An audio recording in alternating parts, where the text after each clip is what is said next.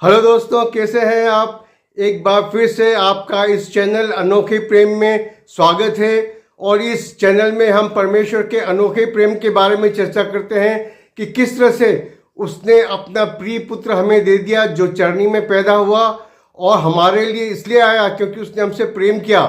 और वो आगे चलकर क्रूस पर मारा गया, गाड़ा गया और हमारे लिए तीसरे दिन जी उठा। जी हाँ दोस्तों, ये परमेश्वर के अनोखे प्रेम का प्रमाण ही है कि उसने मेरे और आपके लिए क्रूस पर जान दी और हमें बचा लिया। लेकिन इन दिनों हम विचार कर रहे हैं जो खतरनाक परिस्थिति दुनिया में बनी हुई है। चारों तरफ लड़ाइयां हैं और लड़ाइयों की चर्चा है। और आप तो जानते हैं कि यूक्रेन की वार है, इजराइल हमास हिजबुल्लाह की वार है, और सीरिया में आतंकवादियों ने कब्जा कर लिया दमिश्क के ऊपर। अब दमिश्क भी बाइबल में एक बहुत ही महत्वपूर्ण स्थान है। ये वही जगह है जहां पर पौलुस जा रहा था मसीहों को सताने के लिए। तो दमिश्क का बहुत ज़्यादा उल्लेख बाइबल में है। तो आजकल हम देखते हैं कि बहुत ज़्यादा चारों तरफ युद्ध का माहौल है। और आप तो जानते हैं, इस चैनल में हम बात कर रहे हैं कि रैप्चर होने वाला है और रैप्चर के बाद 7 साल का क्लेश और महाक्लेश होने वाला है और उसके बाद प्रभु यीशु मसीह का दोबारा आगमन होगा। लेकिन दोस्तों, आप जानते हैं कि रैप्चर के बाद ही क्लेश और महाक्लेश का समय होगा। और रैप्चर के बारे में तो कोई चिन्ह बाइबल में हमें नहीं दिए गए, लेकिन क्लेश और महाक्लेश और प्रभु यीशु मसीह के दोबारा आगमन के बारे में बहुत सारे चिन्ह हैं।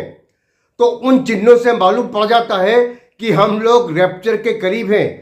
लेकिन यदि आप खोजना चाहेंगे कि 7 साल का जो क्लेश और महाक्लेश या ट्रिबुलेशन और ग्रेट ट्रिबुलेशन का समय है, उसके क्या चिन्ह हैं, तो बहुत सारी चीज़ें लोग ढूंढते हैं। युद्ध होंगे, अकाल पड़ेंगे, मरियाँ पड़ेंगी और बहुत सारी बातें होंगी, और तीसरा यहूदी मंदिर बनेगा।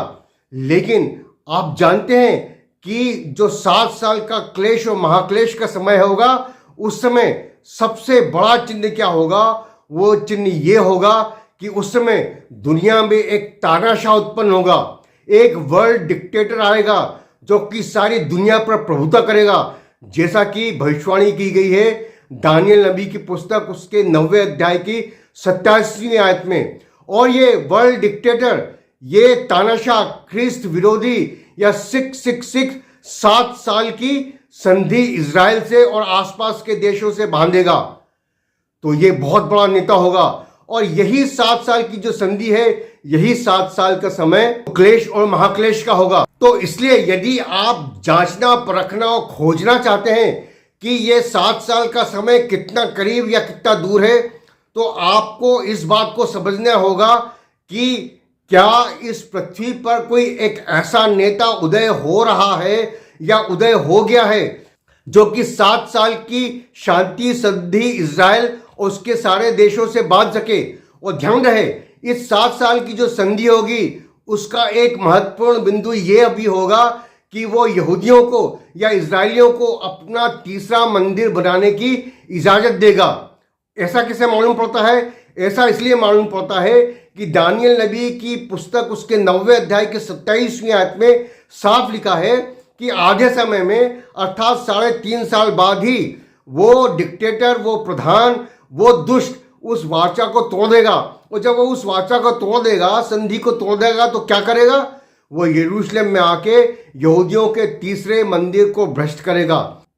तो इसका साफ मतलब ये है कि जब ये विश्व का नेता इस दुनिया में आएगा, तो सबसे पहले वो इस संधि को कायम करेगा और उसमें यहूदियों के मंदिर को बनाने की इजाजत वो लेगा और जबरदस्ती ये संधि सब पर फोर्स करेगा। तो क्या ऐसा नेता अभी दुनिया में उदय हुआ है? दोस्तों, बहुत सारे लोग कहते हैं कि शायद पोप है जो दुनिया में ऐसा नेता है जो कि 7 साल की संधि बांधेगा। पोप है एंटी क्राइस्ट। लेकिन क्या पोप के हाथों में या आज उसके पास इतनी ताकत है कि इजराइल में जाकर आसपास के लोगों को, आसपास के देशों के लोगों के साथ मिलकर वो एक संधि कर सके? मैं नहीं सोचता कि पोप के पास या किसी और नेता के पास इतनी ताकत है। क्या पोप एक ऐसा नेता है क्या, ऐसा विश्व गुरु है क्या, ऐसा धार्मिक नेता है जिसकी पूजा सारी दुनिया करेगी? नहीं दोस्तों, मैं नहीं सोचता कि इवन कैथलिक भी पोप की पूजा आज करेंगे। तो निश्चय ही कोई ऐसा नेता खड़ा होना चाहिए जो कि सारी दुनिया पर अपनी तानाशाही कर सके। अगर आप पुराने नियम में देखेंगे तो बाबेल का जिक्र है। अब बाबेल उस समय एंशियंट वर्ल्ड में, प्राचीन दुनिया में सबसे शक्तिशाली महाशक्ति थी और उसका राजा निम्रोद था और उसके पास इतनी ताकत थी कि एक बड़ा टावर बना सके। तो उसके बाद उस बाबेल को परमेश्वर नष्ट कर दिया। और उसके बाद हम देखते हैं यिर्मयाह नबी के समय पुराने इज़राइल में जब यहूदियों का पहला मंदिर था, सुलेमान का मंदिर था, तब बेबीलोन एक इराक में बहुत बड़ी एम्पायर थी और उसका एक बहुत बड़ा राजा था नबूकदनेस्सर। उसने आकर इजरायलियों को लूटा, मंदिर को जलाया और नष्ट कर दिया। उसके बाद हम नए नियम में देखेंगे यीशु मसीह के पश्चात उस समय रोमन एम्पायर बहुत बड़ी एम्पायर थी और उनका कब्जा इजरायलियों पर था और उन्होंने आकर यहूदियों का दूसरा मंदिर जला दिया, उसे नष्ट कर दिया। तो हम देखते हैं कि इन तीनों कालों में तीन बड़ी एम्पायर थी। बाबेल, निम्रोद था, उसके बाद नबूकदनेस्सर था और बेबीलोन था, उसके बाद रोमन एम्पायर थी, रोम था और सीजर थे। और उनके शासन में ये ऐसा हुआ कि यहूदियों का मंदिर नष्ट किया गया।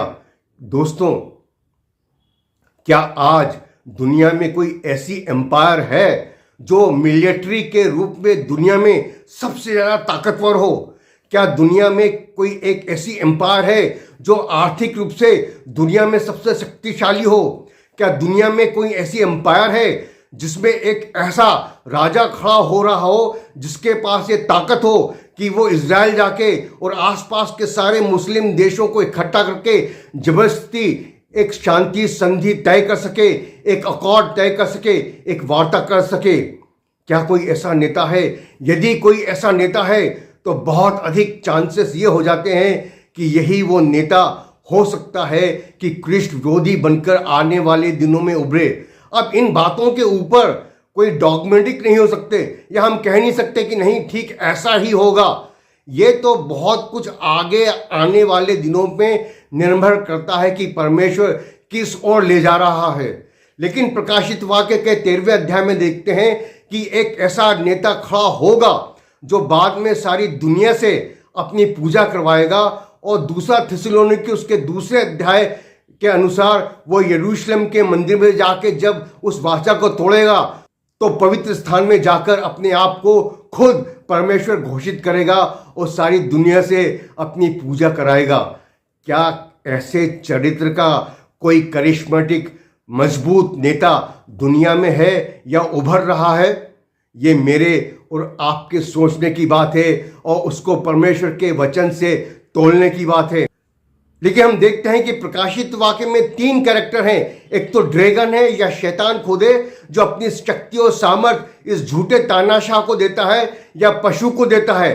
तो एक तो ड्रैगन है या शैतान है, दूसरा ये पशु या तानाशाह है, क्रिस्ट विरोधी है, 666 है, और तीसरा एक और कैरेक्टर है जो कि है झूठा भविष्यवक्ता, जो कि जबरदस्ती सारी दुनिया से पशु की या क्रिस्ट विरोधी की पूजा करवाएगा। अब बहुत सारे लोग ये सोचते हैं कि शायद ये पोप हो सकता है, ये कोई धार्मिक नेता हो सकता है। लेकिन हो सकता है कि अंत के दिनों में लोग रिलीजन पे या धर्म वर्म पे विश्वास न करते हुए विज्ञान पर विश्वास करें और साइंस की द्वारा, एआई के द्वारा एक ऐसी मूर्ति बनाए जो कि हूबहू पशु या एंटी क्राइस्ट के समान हो और लोगों को उनकी पूजा करने के लिए कहा जाए। क्योंकि लोग तो शायद धर्म कर्म को छोड़ देंगे और अपने आप को बहुत बुद्धिमान समझेंगे। तो शायद हो सकता है कि आने वाला झूठा भविष्यवक्ता, झूठी शक्तियां जो साइंस से या एआई से हो, उनसे वो इस तरह का माहौल पैदा करे कि लोग ख्रिस्ट विरोधी या 666 की पूजा कर सकें। वो एक भविष्यवक्ता होगा, वो स्पोक्स पर्सन होगा, वो बोलने वाला होगा पशु की तरफ से, और शायद उसके हाथ में कोई सोशल मीडिया का एक बहुत बड़ा हथियार होगा जहां से वो पशु या झूठा भविष्यवक्ता अपनी इस बात सारी दुनिया के सामने रख सके। और ये एक ऐसा झूठा भविष्यवक्ता होगा जिसके पास दुनिया की सारी साइंटिफिक रिसर्च और साइंस की सारी चीज़ें, AI उसके पास होगी। शायद वो ही AI का ऐसा जनक होगा जो कि सारी दुनिया को भरमा सकेगा। और ये लोग क्रिप्टो करेंसी की दुनिया के भी बेताज बादशाह होंगे, क्योंकि उनकी मर्जी के बिना कोई लेन देन नहीं कर सकेगा। तो दोस्तों, हम नहीं जानते कि ऊँट किस करवट बैठेगा, लेकिन हमें जागते रहना है और सोचते रहना है कि कहीं शैतान हमें भरमा तो नहीं रहा।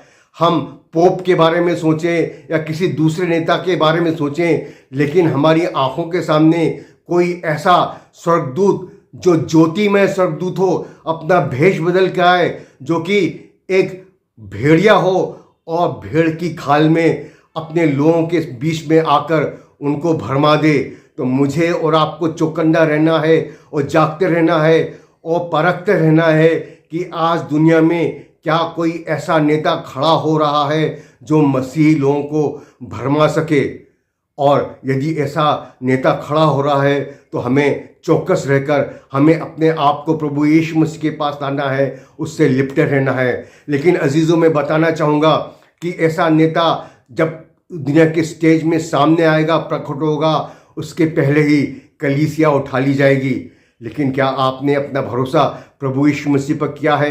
क्या आपने अपना जीवन प्रभु यीशु मसीह पर दिया है? क्या आपने नया जन्म प्राप्त किया है? क्या आप उसके पवित्र आत्मा से भरे गए हैं? यदि नहीं तो मेरे अजीज़ भाई, मेरी अजीज़ बहन, आज ही घुटनों के पल गिरकर अपना जीवन प्रभु यीशु मसीह को सौंप दें, अपने सारे पापों से पश्चाताप करें और प्रभु यीशु मसीह की शरण में आ जाएं।